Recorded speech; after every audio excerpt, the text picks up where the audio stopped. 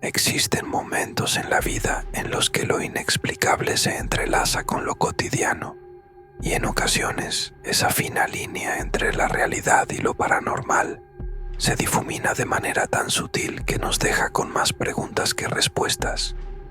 Este relato que estoy por contar me fue compartido por mi abuelo cuando yo tenía 23 años, y aunque él siempre fue un hombre pragmático, lo narró con una seriedad que nunca olvidaré. Lo que comenzó como una simple conversación familiar terminó convirtiéndose en uno de los episodios más desconcertantes de nuestras vidas.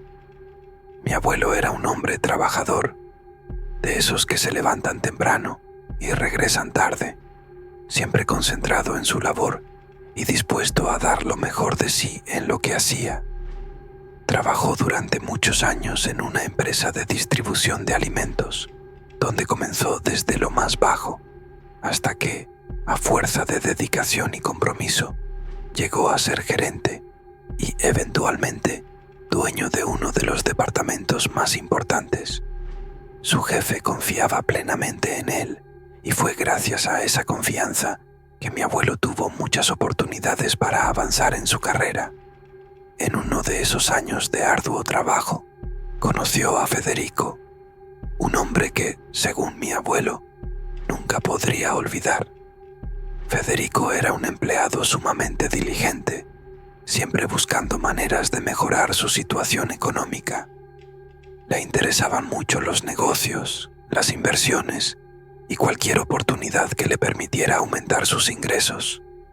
Sin embargo, detrás de ese carácter emprendedor, Federico llevaba consigo una carga que lo acompañaría hasta su desaparición. Mi abuelo y él se hicieron grandes amigos, y aunque parecían tener muchas cosas en común, hubo una advertencia que el jefe de mi abuelo le dio desde el principio. Nunca te asocies con Federico fuera del trabajo. Por muy bueno que sea aquí, en cualquier negocio que emprende, siempre termina perdiendo más de lo que gana. Es un buen hombre, pero no tiene suerte en los negocios. Al principio, mi abuelo no entendía por qué su jefe le hacía esa advertencia, pero decidió seguir su consejo. Federico, por su parte, nunca dejó de ser un buen amigo, y con el tiempo, su relación laboral se convirtió en una amistad cercana. Compartían charlas sobre sus vidas, sus metas y, claro, sobre los proyectos de negocios que Federico siempre tenía en mente. Hubo un momento en el que Federico le propuso a mi abuelo que se asociaran en un negocio de materias primas. Le dijo que era una oportunidad excelente, que los márgenes de ganancia serían enormes y que no podían dejar pasar la ocasión. Mi abuelo estuvo tentado a aceptar. Federico tenía la idea muy bien estructurada, parecía haber pensado en todos los detalles y era difícil decirle que no. Sin embargo, las palabras de su jefe resonaban en su mente y aunque con algo de pena, decidió declinar la oferta. Federico no se molestó. Al contrario, agradeció la sinceridad de mi abuelo y le aseguró que todo estaba bien, que su amistad no se vería afectada por eso. No obstante, lo que mi abuelo no sabía en ese momento era que esa decisión marcaría el comienzo de una cadena de eventos que lo perturbarían por el resto de su vida. Conforme pasaba el tiempo, Federico comenzó a mostrar signos de frustración. Nada de lo que intentaba fuera del trabajo parecía salir bien. Había tenido algunos intentos de negocio con otros compañeros, pero siempre terminaban mal. Las disputas eran frecuentes, los socios se separaban en malos términos y las deudas se acumulaban. Federico, que al principio había sido optimista y emprendedor, comenzó a desmoronarse. En más de una ocasión, le confesó a mi abuelo que sentía que algo estaba impidiendo su éxito, algo más allá de su control. Fue entonces cuando Federico comenzó a hablar de temas que dejaron a mi abuelo profundamente inquieto. Le dijo que había estado investigando sobre formas alternativas de obtener éxito caminos menos convencionales que involucraban fuerzas esotéricas. Mi abuelo, que no creía en esas cosas, pensó al principio que Federico estaba bromeando. Pero cuanto más hablaba, más claro quedaba que Federico estaba completamente serio.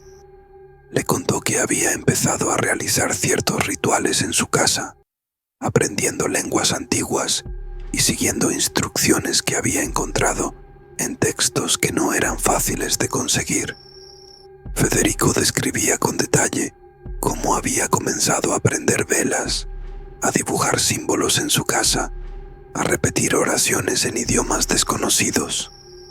Decía que había seguido todo al pie de la letra, pero que aún no veía los resultados que esperaba. Mi abuelo lo escuchaba con preocupación, temiendo que su amigo estuviera yendo por un camino muy peligroso, uno del que tal vez no podría regresar. Pero Federico, lejos de desistir, se aferraba cada vez más a sus prácticas, convencido de que estaba cerca de lograr lo que tanto deseaba. La situación llegó a un punto alarmante cuando Federico comenzó a hablar abiertamente sobre la idea de ofrecer algo a cambio de su éxito. Ya no solo quería pedir ayuda a estas fuerzas, estaba dispuesto a ofrecer lo que fuera necesario para obtener lo que buscaba. Mi abuelo no sabía cómo reaccionar ante esas palabras. Por un lado, no creía en lo que Federico le contaba, pero por otro, no podía evitar sentir un mal presentimiento. Un lunes, Federico no se presentó al trabajo. Mi abuelo pensó que tal vez estaba enfermo o se había tomado el día libre, pero cuando pasaron varios días sin que diera señales, la preocupación comenzó a crecer. Finalmente, el miércoles, el jefe de mi abuelo lo llamó a su oficina y le pidió que lo acompañara a la casa de Federico. Al parecer, la amante de Federico había llamado al jefe, ya que no había podido localizar a su pareja y temía que algo hubiera pasado. Lo que encontraron en la casa de Federico fue perturbador. El olor a quemado impregnaba todo el lugar, aunque no parecía haber habido un incendio considerable. Las paredes de la sala estaban cubiertas con símbolos extraños, y en el suelo había ramas atadas con alambres.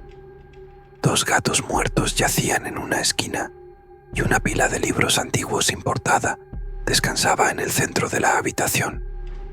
Pero lo más inquietante era lo que la amante de Federico señaló en una de las ventanas: un ojo humano pegado al vidrio que ella juraba pertenecía a Federico.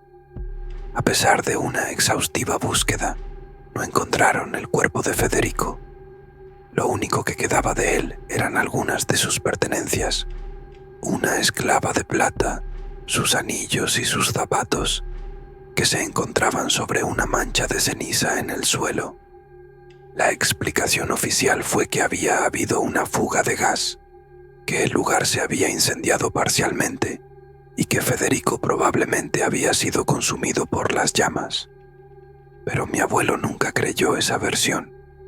Para él, algo mucho más oscuro había sucedido en esa casa. Con el tiempo, la historia de Federico se convirtió en un misterio sin resolver. Algunos decían que había huido, que había fingido su propia desaparición para empezar de nuevo en otro lugar. Otros creían que había sido víctima de las fuerzas que intentaba controlar.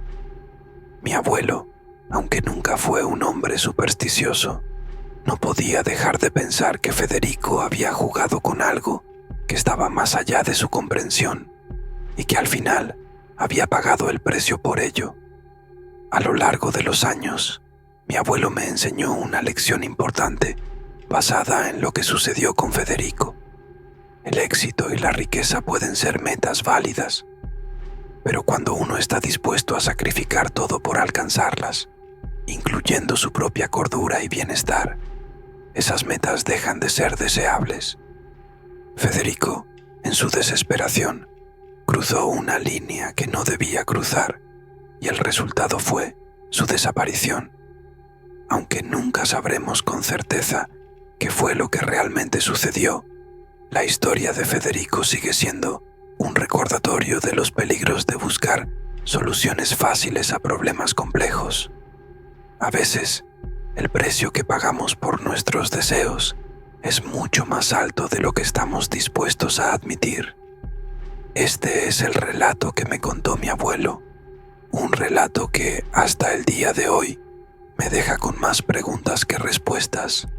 ¿Qué sucedió realmente con Federico? ¿Fue víctima de las fuerzas que intentaba manipular o simplemente desapareció por su propia cuenta? Tal vez nunca lo sabremos, pero lo que sí sabemos es que hay caminos en la vida que no deben ser recorridos, sin importar cuán tentadores parezcan.